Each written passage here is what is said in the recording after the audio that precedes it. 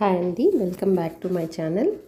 అందరూ బాగున్నారని అనుకుంటున్నాను. సో ఈరోజు ఈ వీడియోలో నేను ఏం చూపించబోతున్నానంటే టొరంటోకి దగ్గరలో ఉండే టాబర్మోరీ అనమాట. సో ఇది కొంచెం ఎక్కువ క్రూజీలో వెళ్ళాల్సి ఉంటుంది, ఈ ఐలాండ్ లాగా. సో అది చూపించబోతున్నాను. మేము ఇప్పుడే స్టార్ట్ అయ్యామన్నమాట. సో మాకు ఇంటి దగ్గర నుంచి ఒక 2 hours జర్నీ. సో ఇలా వెళ్తున్నప్పుడు చాలా కొంచెం క్లైమేట్ కూడా క్లౌడీగా ఉంది. సో చూడాలన్నమాట అక్కడికి వెళ్ళాక ఎలా ఉంటుంది ఏంటనేసి. సో ఇక్కడికి వెళ్ళడానికి మేము ఆల్రెడీ ముందే మేము టికెట్స్ అవి రిజర్వ్ చేసుకున్నాము. చూసారా, ఆల్రెడీ వర్షం స్టార్ట్ అయిపోయింది. మేము చెక్ చేసినప్పుడు ఏం వర్షం లేదు, కానీ మధ్యలో వర్షం పడింది. ఇక్కడికి వచ్చాక బాగా ఎండగానే ఉంది, ఏం వర్షం అయితే ఏం లేదు. సో ఇక్కడికైతే వచ్చాము. ముందు రోజే టికెట్స్ అవి రిజర్వ్ చేసి పెట్టుకోవాలి మనం. క్రూజీ టికెట్స్ ఇంకా అంటే టైప్స్ ఉంటాయన్నమాట. మనం జస్ట్ క్రూజీలో వెళ్ళి టు అండ్ ఫ్రో వచ్చేయడమా, లేదంటే ఎక్కడైనా ఐలాండ్లో కొంచెం సేపు డ్రాప్ చేస్తారనమాట.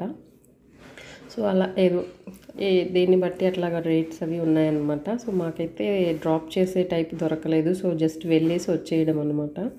So 1 hour 1.5 hour journey. So island అయితే మాత్రం చాలా బాగుంటుంది, మీరు చూస్తారు కదా ఫర్దర్గా. సో ఇక్కడ ఎప్పుడైతే స్టార్ట్ అయ్యి అక్కడ మేము కార్స్ అవి పార్క్ చేసుకున్నాక ఇక్కడ నుంచి స్టార్ట్ అవ్వాలి.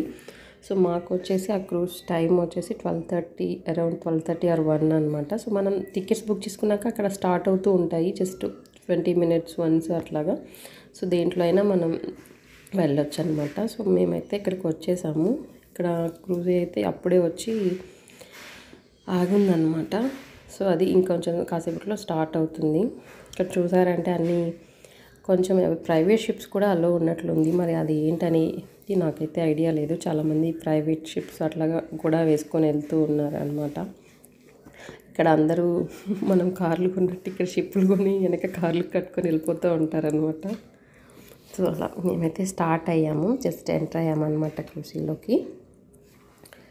సో ఇక్కడ మా ప్రజ్ఞాని ఫోటోకి పోజ్ ఇమ్మంటుంటే చాలా చిరాకు పడుతున్నాడు, ఇట్లాగా అట్లాగా అనేసి.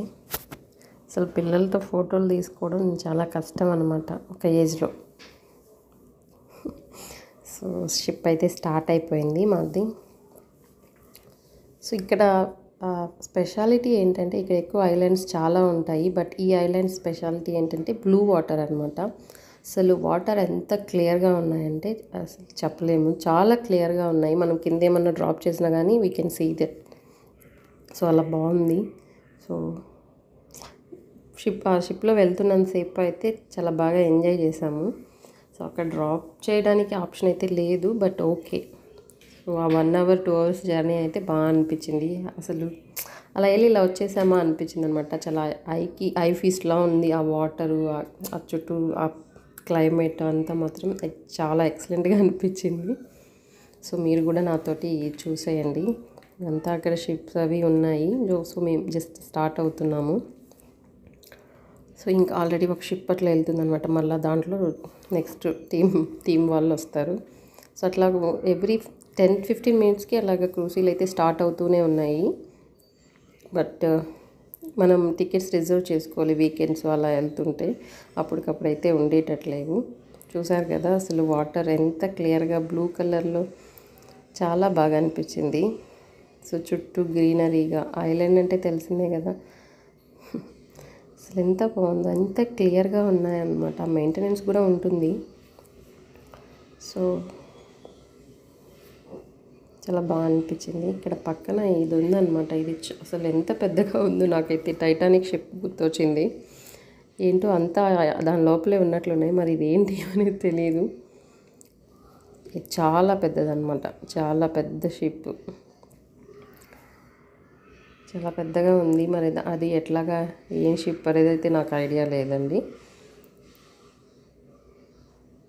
అక్కడ ఉంది, షూట్ చేశాను.